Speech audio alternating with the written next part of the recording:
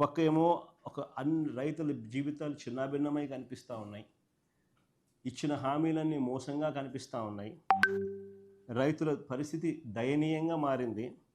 మరోవైపున topic divert చేసేందుకు మోసాలతో చంద్రబాబు నాయుడు ఏమంటాడు, రైతన్నా మీకోసం అంటూ ప్రచారం చేసుకుంటాడు. పేపర్లో అసలు ఈనాడు పేపర్లో చూస్తే పేపర్ కటింగ్ చూడండి ఒకసారి. రైతన్నా మీకోసం అంట. ఏమంటాడు, కార్యక్రమాన్ని రాష్ట్ర వ్యాప్తంగా విజయవంతం చేసిన రైతులందరికీ ధన్యవాదాలంట. అసలు రైతుల దగ్గరికి పోయే పరిస్థితి లేదు వీళ్ళకు. పోతే రైతులు తిడతారు, కొడతారు. ఎవడు పోయింది లేదు. విజయవంతం అంట. కార్యక్రమాన్ని రాష్ట్ర వ్యాప్తంగా విజయవంతం చేసిన రైతులందరికీ ధన్యవాదాలంట.